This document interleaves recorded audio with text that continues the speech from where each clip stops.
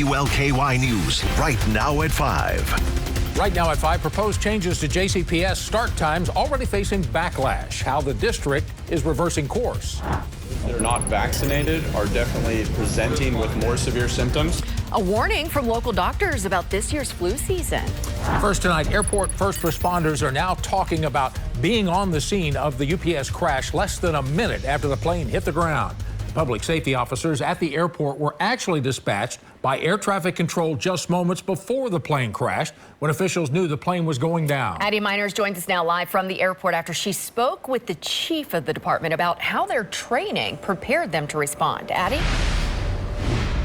Jennifer, Rick, October 21st, that is when the Louisville Regional Airport Authority hosted a plane crash simulation right here in the airport's airfield. Little did they know, just 2 weeks later to the day, they'd be responding to one in real life.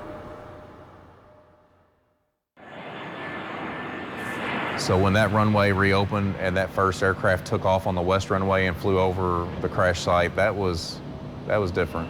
As things slowly get back to normal around the Muhammad Ali International Airport following the crash of UPS Flight 2976, Chief Josh Grimes with the Louisville Regional Airport Authority says nothing will ever be the same. It makes you think twice looking up at an aircraft now.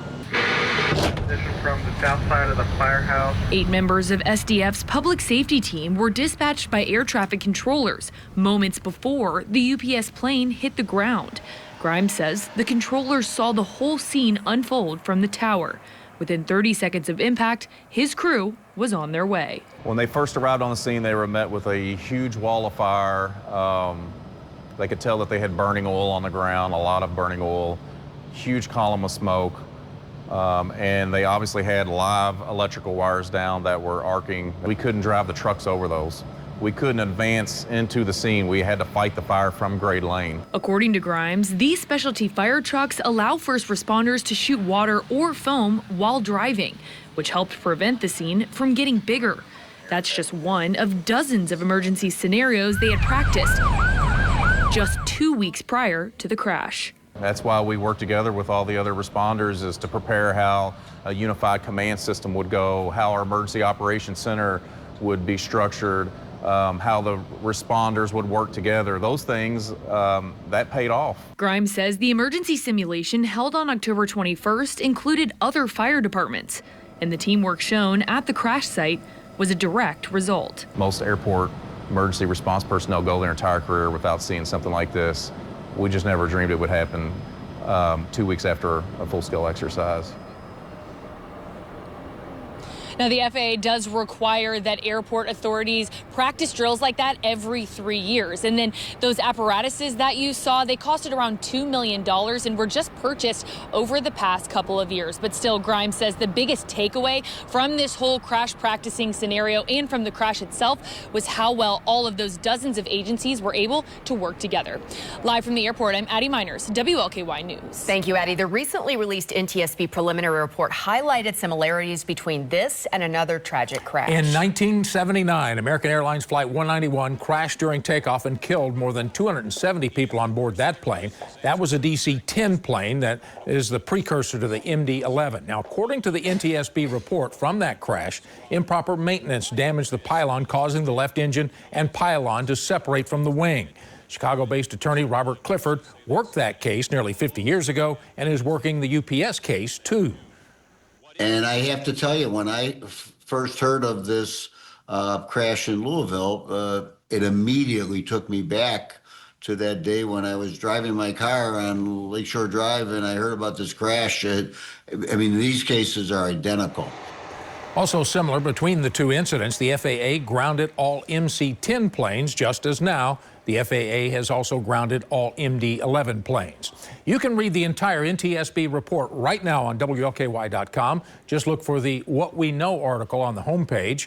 You will also find links to articles about the victims and many other stories that we've covered on this crash. Check it all out right now at WLKY.com and on our free mobile app. Well, JCPS will not make changes to its starting times. The district announced on Friday a proposal to move start times up by 20 minutes for the upcoming school school year. The superintendent said it was driven by conversations he's had with principals and staff. But today, the district said they are pausing and withdrawing that proposal with plans to further study the issue. This comes on the heels of Dr. Yearwood proposing closing some schools and consolidating others to help manage the district's massive budget deficit. A Louisville woman accused of killing her boyfriend in the Russell neighborhood answered to the charges today. 25-year-old Maria Swan is facing a domestic violence murder charge. Police say she admitted to shooting Isaiah Washington during an argument late Friday night at their house on Cedar Street. The judge set Swan's bond at $250,000. A Louisville man charged in a deadly shooting on Derby Day was also in court today. Reggie Rahim was indicted last week on murder and other charges. Police believe the 28-year-old killed a man and a woman in the parking lot of the Kroger on West Broadway on Derby Day. A third person was injured, but investigators believe someone else shot that victim. Rahim is being held on a $500,000 bond. He'll be back in court in January. One man is hurt after an early morning shooting in Louisville's Iroquois neighborhood. Police say the victim was shot just after 5 this morning on Devers Avenue, not far from Southern Parkway. The man was taken to the hospital for treatment. Police have questioned the suspected shooter, but at this point, no one has been charged. Kentucky State Police is using new automated cameras in construction zones to catch anyone speeding.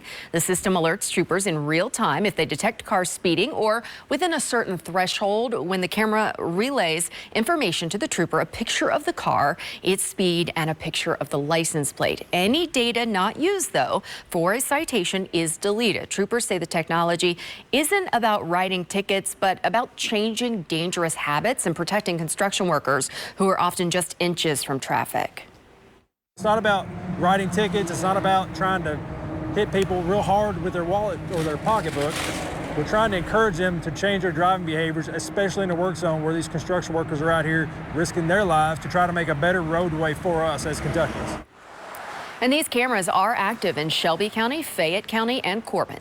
A third infant has died from pertussis in Kentucky within the past 12 months. State health officials said none of the infants nor the mothers had been vaccinated. These are the first deaths from whooping cough in the state since 2018. Pertussis is a highly contagious respiratory infection that has been increasing in prevalence across the United States, partly because of declining vaccination rates.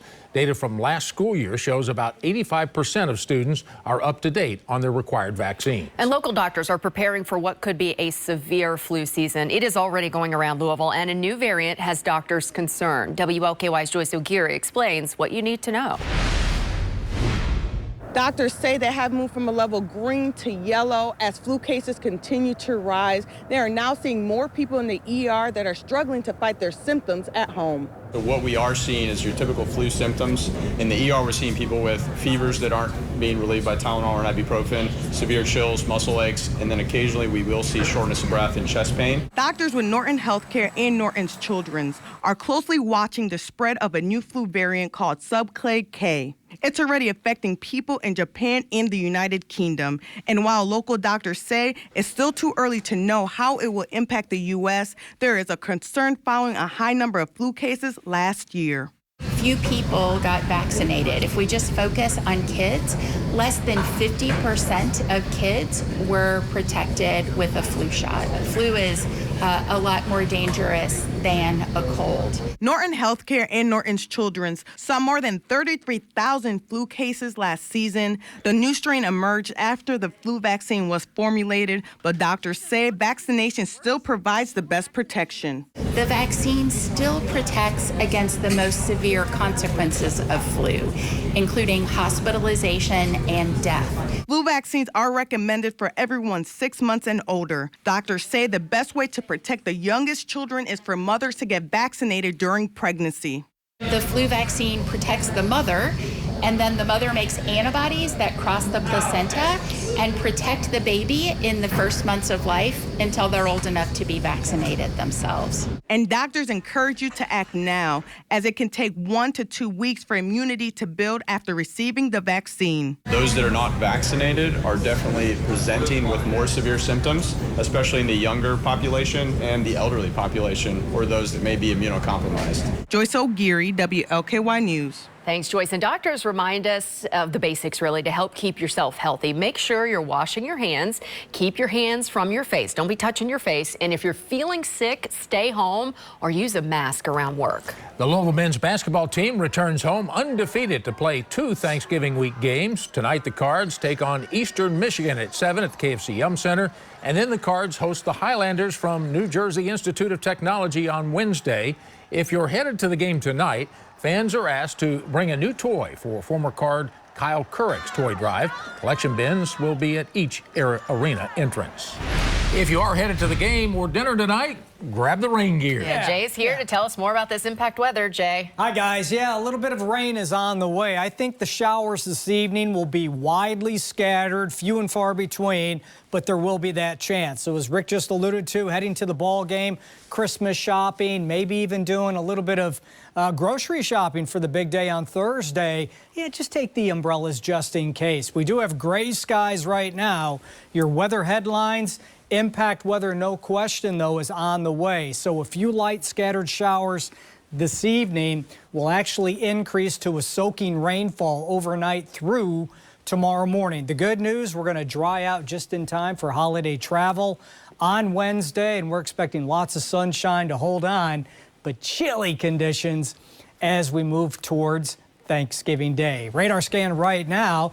Nothing showing up around the metro. We have a few light showers way out here in western portions of Kentucky. So again, it's going to be a while, but that system is getting its act together, so to speak, and this moisture will continue to move in our direction steadily as the night wears on, even into the first half of tomorrow. So your detailed 12-hour forecast, we're 56 right now. Not bad at all. I know it's kind of gray, a little cool.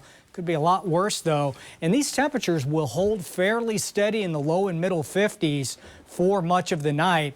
Could check in with a few light scattered showers this evening.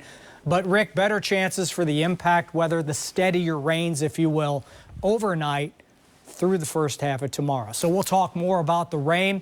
We're also going to look ahead to, of course, Travel Day, Turkey Day, and Black Friday. That's all next on the 7-Day. Okay, plate's full. Thanks, Jay. Yes, sir.